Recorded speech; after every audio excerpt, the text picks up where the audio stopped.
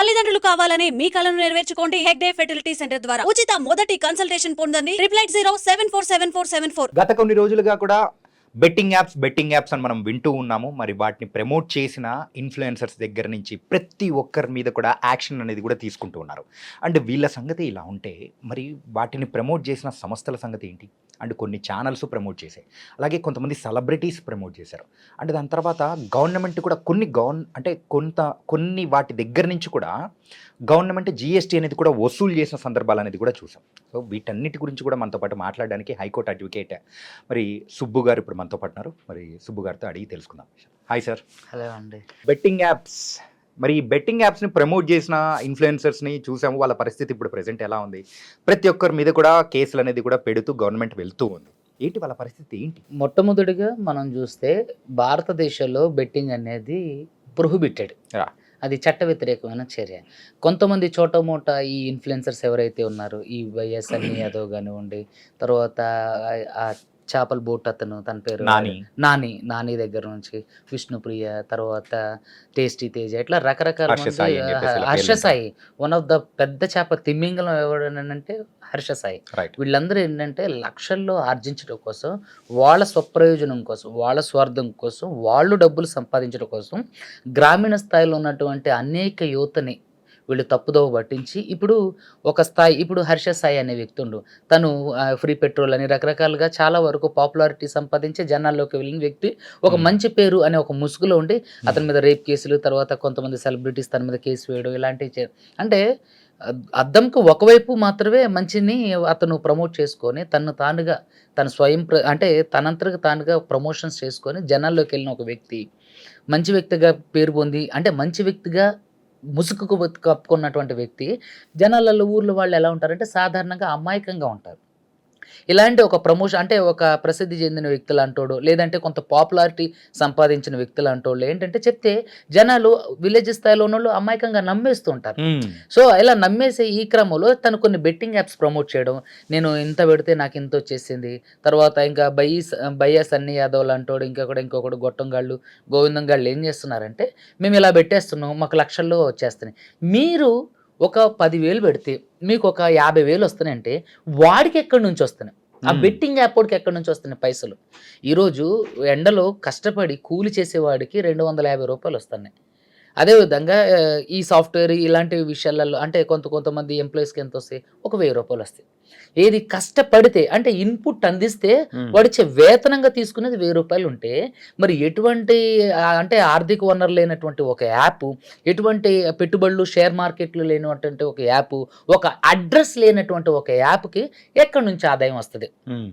దాన్ని స్థాపించిన వ్యక్తి ఎవరు? పోనీ తెలుసా?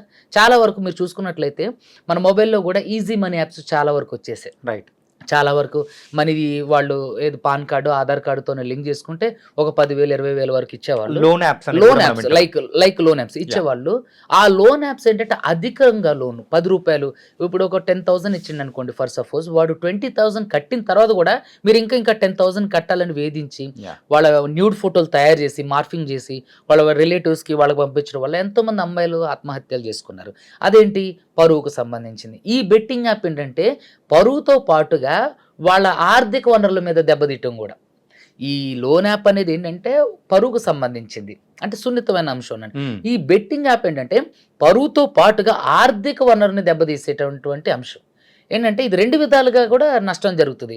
సో ఇలాంటి ఒక హర్షసాయి లాంటోడు, బైఎస్ అన్ని యాదవ్ లాంటోడు, ఈ నాని లాంటోళ్ళు, గొట్టంగాళ్ళు చాలా వరకు వచ్చేసారు అన్నట్టు. వచ్చి ఏంటంటే అంటే క్షేత్రస్థాయిలో ఆ బెట్టింగ్ యాప్స్ని ప్రమోట్ చేయడం వల్ల విలేజ్లో ఉన్నటువంటి చోటమోట, ఇప్పుడు రీసెంట్గా నేను ఒక కేసు చేశాను, ఇది ఇక్కడ రంగారెడ్డి కోర్టులో. ఆమె ఒక గవర్నమెంట్ టీచర్, వాళ్ళ అబ్బాయి ఇంటర్మీడియట్ చదువుతుండు. వీడు ప్రమోషన్ చేసింది ఇప్పుడు ఎవరైతే హర్షసాయి అనే వ్యక్తి ఉండో అతను ప్రమోషన్ చేసిన ఒక యాప్లో ఇతను బెట్టింగ్ పెట్టి వాళ్ళ అమ్మ శాలరీ అకౌంట్ లింక్ అయి ఉంటే 11 లక్షల రూపాయలు పోగొట్టుకుంది. 11 లక్షలు చూస్తే కడుపు తరుక్కుపోయింది. ఆమె ఏడుస్తుంది. ఆమె గవర్నమెంట్ టీచర్, ఆమె ఒక గవర్నమెంట్ టీచర్. 11 లక్షల సేవింగ్ అకౌంట్లో నుంచి వీడు అకౌంట్ లింక్ అయి ఉంటే దాంట్లో నుంచి బెట్టింగ్ యాప్లో పెట్టి 11 లక్షలు. ఈ ఉసిరి ఎవరిది? ఆ యాప్ అనేది ఒకటి ఉంది అని వీడికి చేరవేసింది ఎవడం? ఈ గొట్టంగాళ్ళే, ఈ చోటా మోటాగాళ్ళు, ఈ థర్డ్ గ్రేడ్ పీపుల్స్. సో నిజంగా ఎంత బాధ అనిపిస్తుంటుందంటే నాట్ ఓన్లీ ఆమె, ఇంక తర్వాత ఖత్తర్లో ఒక అతను పనిచేస్తుంటాడు, వాళ్ళ మిస్సెస్ నా దగ్గరకు వచ్చింది. ఇక్కడే మన ఇది సిద్దిపేట దగ్గర నాగులపల్లి ఊరు, అదే సమ్ ఏదో ఊరు ఉంది, సిద్దిపేట డిస్టిక్. అక్కడ నుంచి ఆయన ఖత్తర్ వెళ్ళిండు. వాళ్ళ ఆవిడ అకౌంట్లో ఇతను డబ్బులు వేస్తూ ఉంటాడు అనమాట. వాళ్ళ ఆవిడ అకౌంట్ నంబర్కి ఈ మొబైల్ లింక్ అయి ఉంది అన్నట్టు, ఏది మొబైల్ నెంబర్ ఆ అకౌంట్కి లింక్ అయి ఉంది. సో అతను దాదాపుగా 4 లక్షలు 5 లక్షలు వెళ్ళి 2 సంవత్సరాలు సేవ్ చేసిన డబ్బులు వాళ్ళ అబ్బాయి కూడా ఇదే బెట్టింగ్ యాప్లో పెట్టి పోగొట్టుకుంది. తను అక్కడే సూసైడ్ అటెంప్ట్ చేసిండు ఖత్తర్లోనే. ఇది 3 సంవత్సరాలు సంపాదించిన డబ్బులు, 3 సంవత్సరాలు తిని తినక, కుటుంబం దగ్గర లేకుండా, ఊరు కాని ఊర్లో, దేశం కాని దేశాల్లో ఎడారి మధ్య బ్రతుక్కుంటూ రూపా పోగేసి చేసుకున్నదే ఈ పాపం ఎవరిదంటారు?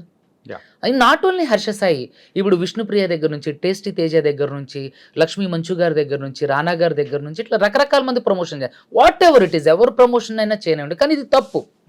భారతదేశంలో ఒక బెట్టింగ్ యాప్ ని ప్రమోషన్ చేయడం, అసలు బెట్టింగ్ అంటేనే చట్ట వ్యతిరేకమైనది, దానికి చట్టబద్ధత లేదు. బెట్టింగ్ అనేది చట్ట వ్యతిరేకమైన కార్యక్రమం. యూజువల్ గా మన ఇండియన్ కాన్స్టిట్యూషన్స్ ప్రకారము ఈ బెట్టింగ్ యాక్ట్ అనేది కూడా ఒకటి ఉంటుంది. అవును. సో ఇవి బెట్టింగ్ యాక్ట్ ప్రకారము ఇవన్నీ కూడా సో అలౌడ్ అనేది మన ఇండియాలో అయితే లేదు. అయినా కానీ ఇంత ధైర్యంగా ఇంతమందితో ప్రమోట్ అనేది కూడా బహిరంగంగా ఎలా చేపించారు? అయితే కొంతమంది రాజకీయ నాయకులు సపోర్ట్ అండదండలో దీనికి లేకుండా అయితే ఉండవండి. మీరు చూసినట్లయితే ఇంతకుముందు మనం మాట్లాడుకున్నాం, మనీ యాప్స్ అంటే లోన్ యాప్స్ అనేవి చైనా నుంచి నార్త్ ఇండియాలో, అంటే చైనా వాళ్ళు నార్త్ ఇండియా నుంచి దాన్ని యాక్టివేట్ చేస్తూ అక్కడ నుంచి డబ్బులు గుంచడం, అమ్మాయిల్ని న్యూడ్ ఫోటోలు తయారు చేసి వాళ్ళు చంపడం ఎలాగైతే జరుగుతుందో, ఈ లోన్ యాప్స్ ఇండియాలోనే తయారైనవి. ఇండియాలోని పెద్ద పెద్ద బడా నేతలు వాళ్ళు వేరే వాళ్ళతో ఈ యాప్లు పెట్టించి, ఈ బెట్టింగ్ యాప్స్ పెట్టించి బడా నేతలు, చిన్న చిన్న చోట మొటగళ్ళు, పెద్ద పెద్ద బడా నేతలు, పేరు గంచిన బడా నేతలు, భారతదేశంలో ఉన్న బడా నేతల ద్వారానే ఈ బెట్టింగ్ యాప్స్ అనేవి ఈ మన ఇండియాలో నడుస్తుంది. మీరు చూసుకున్నట్లయితే Dream11 బెట్టింగ్ యాప్ కాదా? అదే డైరెక్ట్ గా క్రికెటర్లే తమ వీపుల మీద బనియన్ మీద వేసుకొని దాన్ని ప్రమోషన్ చేస్తున్నారు, దాంట్లో బెట్టింగ్లు పెడుతున్నారు. సరే, దాని నుంచి అంటే గవర్నమెంట్ కి GST వెళ్తుందిలేండి, అదంత ప్రమాదకారి ఏం కాదు, కానీ అది కూడా బెట్టింగ్ యాపే కదా. సో అలాగే దాన్ని పోలి ఇంకా రకరకాల పుట్టగొడుగులు పుట్టుకుంటూ వస్తాయి అన్నట్టు. మీరు చూసినట్లయితే రీసెంట్ గా నెల్లూరు అతను ఎలాగే బెట్టింగ్ యాప్లో పెట్టిండు. వాళ్ళ నాన్న హెడ్ కానిస్టేబుల్, పేరు చెప్పకూడదు, నాకు రీసెంట్గా ఈ కేసును పంపించి యూట్యూబ్లో నా ఇంటర్వ్యూ చూసి పంపించి 90,000 పెట్టిండు. తను మళ్ళీ ఒక IT ఎంప్లాయ్. అంటే ఇక్కడ నష్టపోయేది క్షేత్రస్థాయిలో ఉన్నటువంటి విలేజెస్లో ఎవరైతే అమాయకులు ఉన్నారో, అలాగే IT ఎంప్లాయీస్ కూడా. వీళ్ళ ఉద్దేశం ఒకటేనండి, ఎవరైతే ఆశావాహులు ఉంటారో, ఎవరైతే డబ్బు సంపాదించాలనుకుంటారో, దయచేసి గుర్తుపెట్టుకోండి, కష్టపడి సంపాదించిన డబ్బులు తప్ప ఇలా అడ్డమైన మార్గంలో షార్ట్ టైంలో డబ్బులు సంపాదించే ఏ డబ్బులు కూడా మీ దగ్గర ఉండో, అవి కరెక్ట్ పద్ధతి కాదు. ఇతర IT ఎంప్లాయీస్ కూడా ఏంటంటే, ఈ బెట్టింగ్ యాప్స్ వాళ్ళ ఉద్దేశం కూడా అంతే. వాళ్ళు ఏంటంటే మనుషుల యొక్క నిరుద్యోగుల సైకాలజీని, ఏదైతే విద్యార్థుల సైకాలజీని, ఎవరైతే ఆశావాహుల సైకాలజీ ఉంటుందో వాళ్ళ సైకాలజీని వీళ్ళు అనలైజ్ చేయగలుగుతారు. ఏంటంటే వెంటనే ఇప్పుడు మీరు బెట్టింగ్ యాప్ ఉంది, ఒక 100 రూపాయలు పెట్టారనుకోండి, మీకు 1000 రూపాయలు వేస్తాడు. మీరు ఒక 1000 రూపాయలు వేసారనుకోండి, వాడు 10,000 వేస్తాడు. మీరు 10,000 ఒకేసారి పెట్టండి, మీకు 2 లక్షలు వస్తాయి అంటాడు. వాడు వెంటనే 10,000 వేయటంతో 2 లక్షలు వస్తాయి. సాధారణంగా ఇది ఒక జోదో లాంటిది. మనం సాధారణంగా చూస్తుంటే విలేజ్లలో పెద్ద పెద్ద తిరునాళ్ళు, జాతరలు జరిగేటప్పుడు రెడ్ వైట్, రెడ్ బ్లాక్, తర్వాత ఇలా ఏవో డబ్బాలు వేసి ఇలా వేస్తుంటారు అన్నట్టు. అలాంటిది ఇది కూడా. ఏంటంటే మనిషి సైకాలజీ ఎలా ఉంటుందంటే, డబ్బులు వస్తాయి అంటే వాడు విజ్ఞత కోల్పోతారు, ఇంకా వస్తాయి ఇంకా అంటే తను ఒక ట్రాన్స్లోకి తీసుకెళ్తారు. ఇది ఒక సైకలాజికల్ ప్రాబ్లం.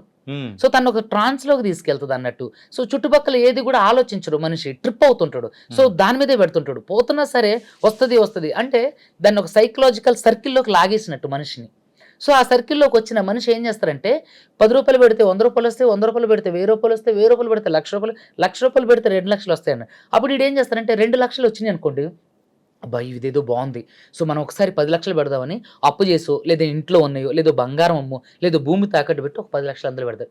కథ 10 లక్షలు అట్టే. వీడు 2 లక్షలకు కాకుండా వీడిచ్చిన 10 లక్షలు 8 లక్షలు, మొత్తం 8 లక్షలు, దాదాపుగా 8.5 లక్షల వరకు వీడు క్షవరం చేస్తాడు. అప్పుడు ఎవరు నష్టపోయేది, ఎవరు లాభపడేది? ఒక బెట్టింగ్ యాప్ అనేది ఎందుకు మీకు డబుల్ ట్రిబుల్ ఇస్తుంది? ఆ బెట్టింగ్ యాప్కి ఎక్కడి నుంచి డబ్బులు వస్తున్నాయి? ఆదాయ వనరు ఎక్కడి నుంచి వస్తుంది? అది రిజిస్టర్డా? దాన్ని ఎవరు నడిపిస్తున్నారు? ఇలాంటి సాధారణ కనీస ఎంక్వైరీ కూడా చేయరు, కనీస సమాచారం కూడా తెలుసుకోరు. సో ఇలాంటి బెట్టింగ్ యాప్స్ ఏం చేస్తారంటే పెద్ద పెద్ద రాజకీయ నాయకుల అండదండలతో దీన్ని వేరే వాళ్ళు పెద్ద పెద్ద బడా కార్పొరేట్ సంస్థల వాళ్ళు రాజకీయ నాయకులతో టైప్ అయి రాజకీయ నాయకుల ద్వారా ఇప్పుడు చోటా మోటా యాప్స్ అనుకోండి, ఒక పెద్ద స్థాయి సెలబ్రిటీ వరకు వెళ్ళి ప్రమోషన్ చేసుకోలేరు. మీరు రీసెంట్ గా చూసుకున్నట్లయితే తమన్నా రాశికన్నా ఒక ప్రోడక్ట్ కి బ్రాండ్ అంబాసిడర్ గా ఉన్నారు. రైట్. సో ఆ బ్రాండ్ అంబాసిడర్ గా ఉన్న ప్రోడక్ట్ లో తప్పు ఉందని చెప్పేసి మొన్న రీసెంట్ గా ట్రిబ్యునల్ కి రాశి కన్నా తర్వాత తమన్నా ఇద్దరు కూడా విచారణకు వెళ్లాల్సి వచ్చింది. కానీ ఈ బెట్టింగ్ యాప్స్ కి ఎటువంటి విచారణ ఉండదు, ఎటువంటి దానికి ఒక అడ్రస్ ప్రూఫ్ ఉండదు. మరి అంత పెద్ద ప్రోడక్ట్ కి ఆ బ్రాండ్ అంబాసిడర్ గా చేసేటప్పుడు ఈ చిన్న చిన్న చోటా మోటా యాప్లు బెట్టింగ్ యాప్స్ అని మనం అనుకోని కొట్టిపడేయగలమా? కదా. ఖచ్చితంగా దీని వెనక ఇప్పుడు ఒక పెద్ద స్థాయి సెలబ్రిటీ దానికి ప్రమోట్ చేస్తానంటే దానికి ఖచ్చితంగా ఎవరికొకళ్ళు రెఫర్ అన్నా చేసి ఉండాలి, లేదంటే ఇదన్నా వాళ్ళకి తెలిసి ఉండాలి, లేదంటే ఆ బెట్టింగ్ యాప్తో ఈ సెలబ్రిటీకి ఇండైరెక్ట్ సంబంధాలైనా ఉండాలి. ఇప్పుడు సెలబ్రిటీస్ అని అంటున్నారు. సో నిన్న మొన్నటి వరకు అంటే ఇప్పటి వరకు కూడా మనం చూస్తే ఇన్ఫ్లుయెన్సర్స్ మీద కేసులు పెట్టడం అనేది కూడా చూస్తాం. ఇప్పుడు సెలబ్రిటీస్ కూడా మరియు వాళ్ళు కూడా ప్రమోట్ చేశారు, వాళ్ళ ద్వారా కూడా చనిపోయిన వాళ్ళు కానీ నష్టపోయిన వాళ్ళు బోల్డ్ ఎంతమంది ఉన్నారు. వాళ్ళ మీద యాక్షన్ అనేది ఎలా ఉండబోతుంది చూడండి. ఒక్క సంవత్సరం 2024 సంవత్సరంలో మళ్ళీ ఈ 2025 సంవత్సరం కలిపి తెలంగాణలో 1000 మంది చనిపోయారు ఓన్లీ బెట్టింగ్ యాప్ లో మనీ పోగొట్టుకొని. మీరు చూసుకున్నట్లయితే రీసెంట్గా టీచర్ కూడా సూసైడ్ అటెంప్ట్ చేసింది, కానీ బ్రతికి బట్టగట్టి సరే ఏమైనా న్యాయం దొరుకుతుందేమో అని చెప్పేసి యూట్యూబ్ ద్వారా నా ఇంటర్వ్యూ చూసి నా దగ్గరకు వస్తే నేనేం చేయగలను? ఆ బెట్టింగ్ యాప్స్కి ఒక అడ్రస్ లేదు, ఒక మేనేజర్ లేడు, ఒక హెడ్ ఆఫీస్ లేదు, దాని ప్రభుత్వ చట్టబద్ధత కల్పించింది లేదు. దాన్ని ఎలా మనం ఐడెంటిఫై చేస్తాం? ఎలా దాని మీద కేసు వేయగలుగుతాం?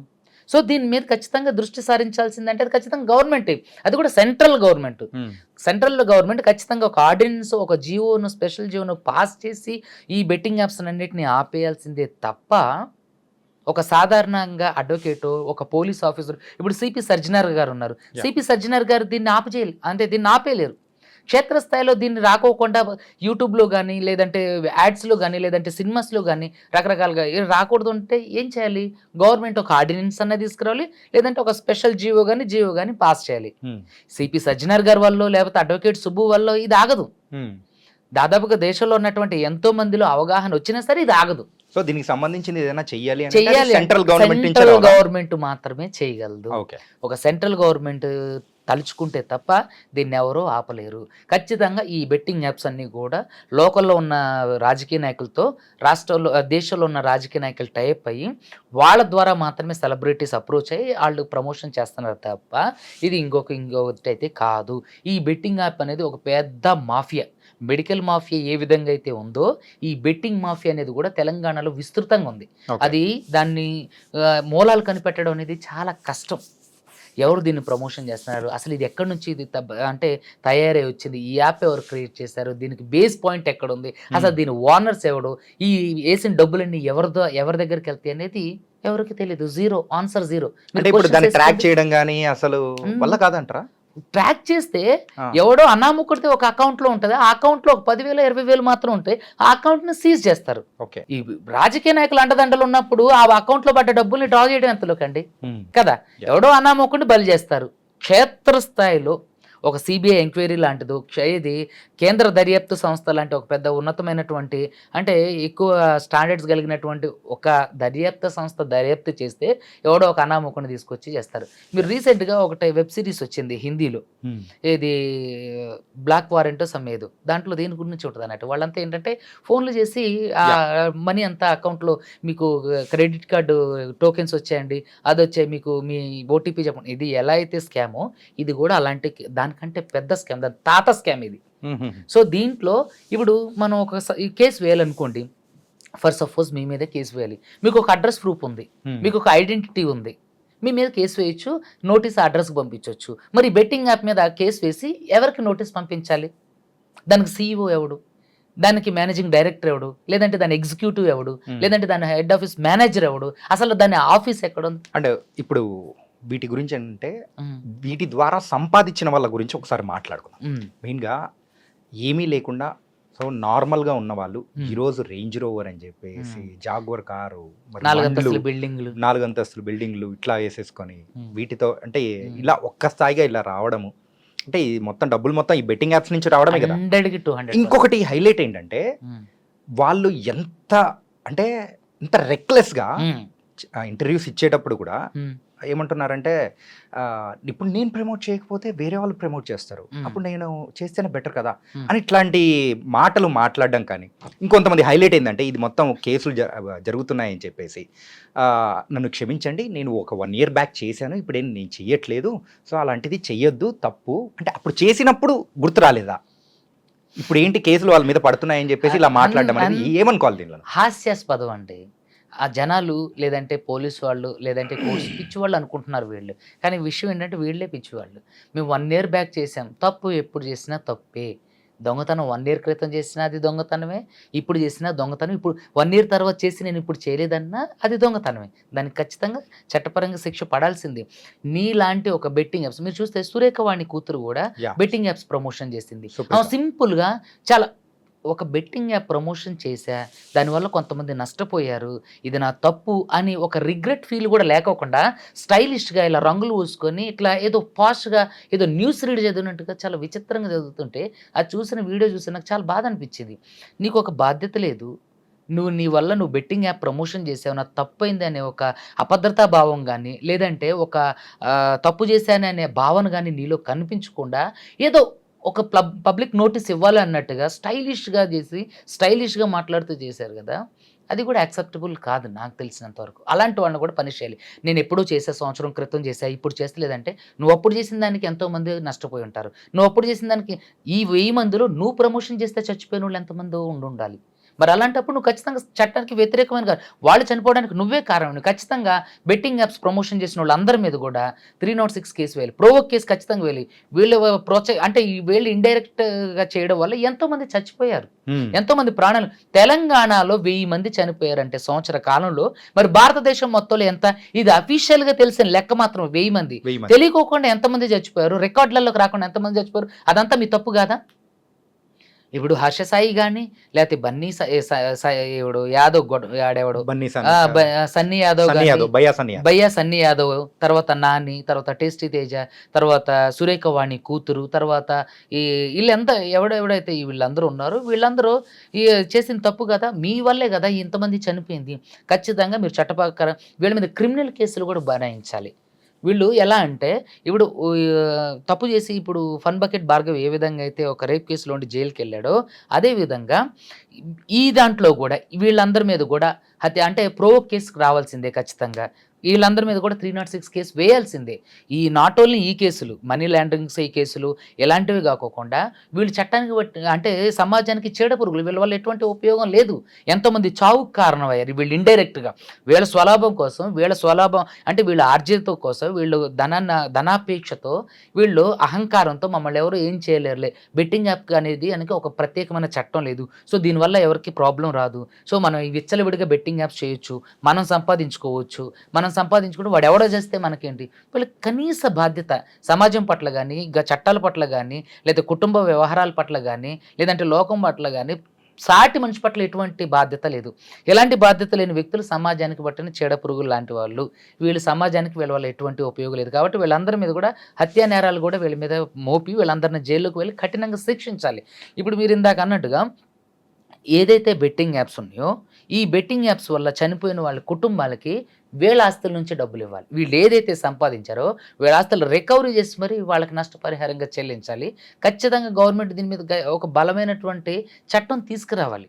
ఇంకా మునుపెన్నడూ జరగని విధంగా వీళ్ళని శిక్షిస్తే రాబోయే రోజులలో ఒక పోక్సో కేసు పడితే ఏ విధంగా అయితే శిక్ష పడుతుందో, ఏ విధంగా అయితే భయంకరమైన శిక్షలు అనుభవిస్తారో, వేరే వాళ్ళ చావుకారమైనటువంటి చోటమోట ఈ గ్యాంగ్కి కూడా ఖచ్చితంగా అలాంటి శిక్షలు పడితేనే రేపొద్దున ఇంకొకటి చావుకు కారణం కాకుండా బెట్టింగ్ యాప్స్ ప్రమోషన్ అనేది చాలా వరకు తగ్గిపోతుంది అనేది నా అంశం. ఇప్పటి వరకు ఇన్ఫ్లుయెన్సర్స్ అంటే మనం మాట్లాడుకున్న వాళ్ళ విషయంలో నోన్ ఇన్ఫ్లుయెన్సర్స్ వాళ్ళందరినీ మనం చూసాము, విన్నాం.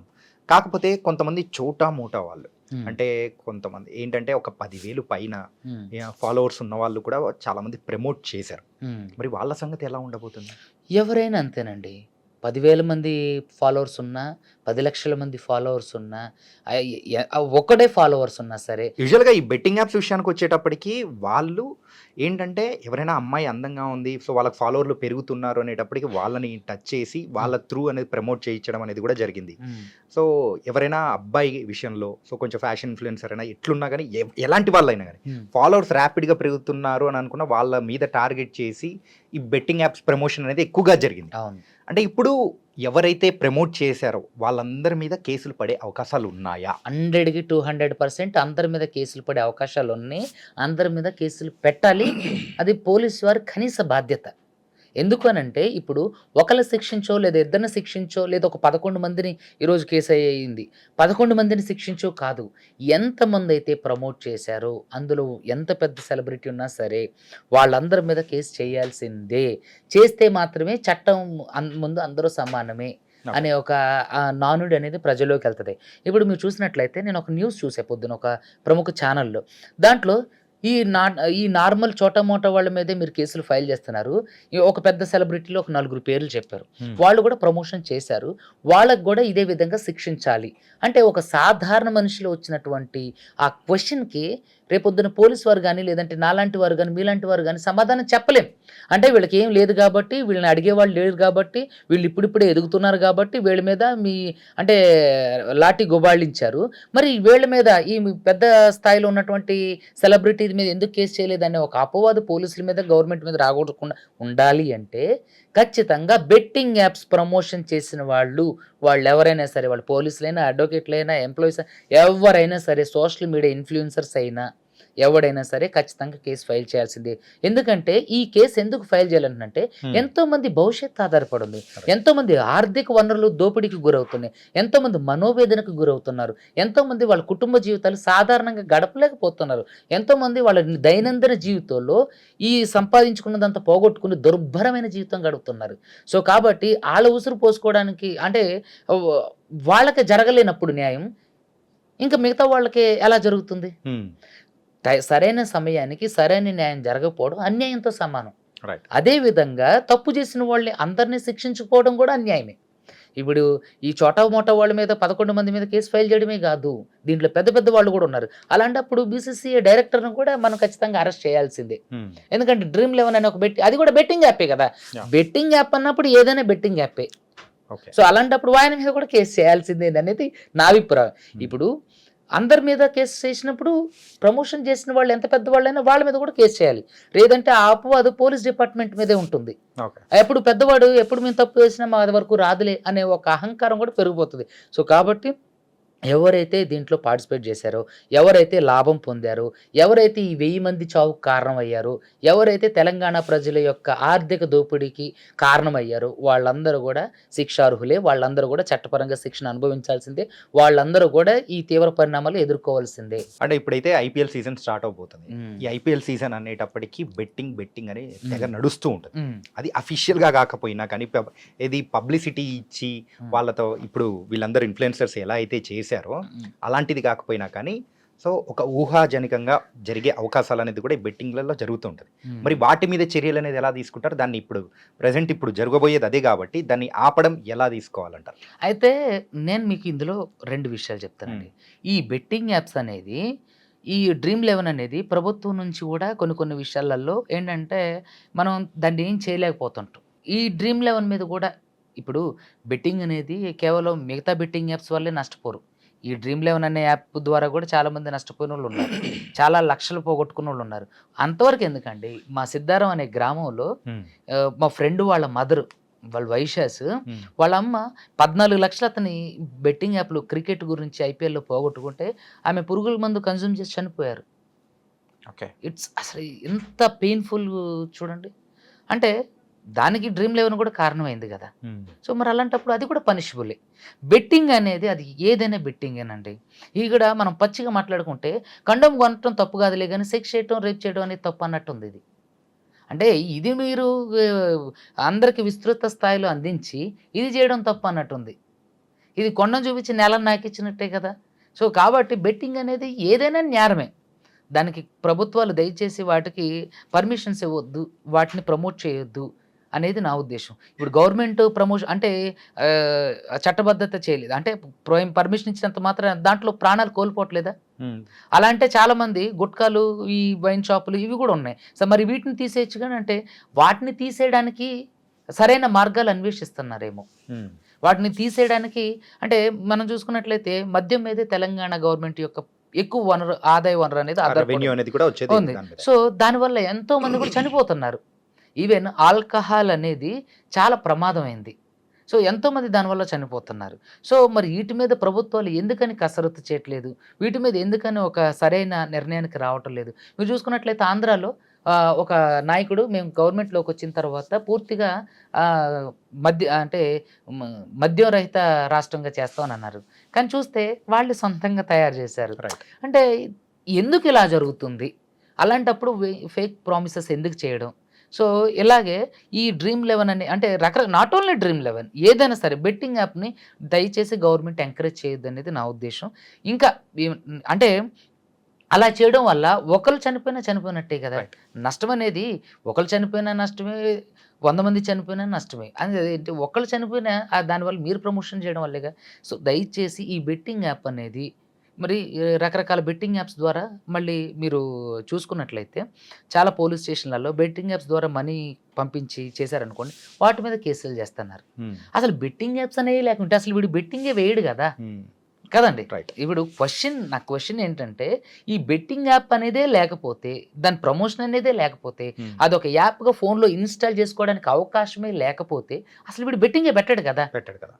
మీరు దొంగ చేతికి తాళాలు ఇచ్చి వాడు దొంగతనం చేసేదాకా చూసి వాడిని మనమే దొంగని చేసి వాడికి దొంగనే ట్యాగ్ వేసి తీసుకెళ్లి జైల్లో పడేసినట్టుంది కదా. మీరు తప్పు చేయడానికి అవకాశం కల్పించి తప్పు చేసిన దాని వల్ల జైల్లో వేయడం ఏంటి? ఇది ఎక్కడ న్యాయం? అసలు నాకు ఒక్కోసారి ఆలోచించుకుంటే బుర్ర పాడైపోతుంది. 100 కేసులు అండి, రోజుకు 100 మంది నాకు ఫోన్లు చేస్తుంటారు, ఆన్లైన్ కాల్స్ చేస్తుంటారు, ఫోన్ చేస్తారు ఇట్లా మోసపోయి సార్.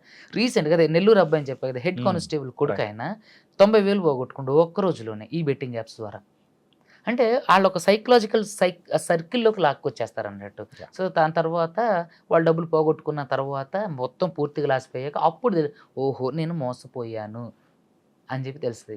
సో ఎంతోమంది చనిపోయిన వాళ్ళు ఉన్నారు, ఎంతోమంది వాళ్ళ ఆరోగ్యానికి దాచుకున్న డబ్బులు పోగొట్టుకున్న వాళ్ళు ఉన్నారు, ఎంతోమంది ఇల్లు కట్టుకోవడానికి దాచుకున్న డబ్బులు పోగొట్టుకున్న వాళ్ళు ఉన్నారు, ఎంతోమంది వాళ్ళ జీవనోపాధి అయిన డబ్బులు పోగొట్టుకున్న వాళ్ళు. పోగొట్టుకోవడమే కాకుండా ఎంతోమంది చనిపోయారు. సంవత్సర కాలంలో 1000 మంది చనిపోయారంటే అది ఎంత పెద్ద ఇష్యూ అండి. గవర్నమెంట్లు ఎందుకు వీటి మీద సీరియస్ యాక్షన్ తీసుకోవట్లేదు అనేది నా బాధ. సో దయచేసి ఈ బెట్టింగ్ యాప్ ప్రమోషన్ చేసేవాడు చోటగాడైన ఎవరైనా సరే, చిన్నవాళ్ళ దగ్గర నుంచి పెద్దవాళ్ళు ఎవరైనా సరే ఈ బెట్టింగ్ యాప్ ప్రమోషన్ చేసిన వాళ్ళు ఖచ్చితంగా చట్టపరంగా శిక్షించాల్సిందే, వాళ్ళు ఈ లీగల్ కాన్సిక్వెన్సెస్ ఎదుర్కోవాల్సిందే. Thank you so much sir. ఏంటంటే లీగల్గా మెయిన్గా ఈ బెట్టింగ్ యాప్స్కి సంబంధించి అండ్ ప్రజెంట్ ఇన్ఫ్లుయెన్సర్స్ వల్ల ఇన్ఫ్లుయెన్స్ అయ్యి చాలామంది ప్రాణాలు కోల్పోయారు. మరి వాళ్ళ మీద కఠిన చర్యలు ఉండాలని కూడా మీరు అంటున్నారు. సో ఈ విశ్లేషణ చాలా బాగుంది, very informative. Thank you so much. Thank you అండి.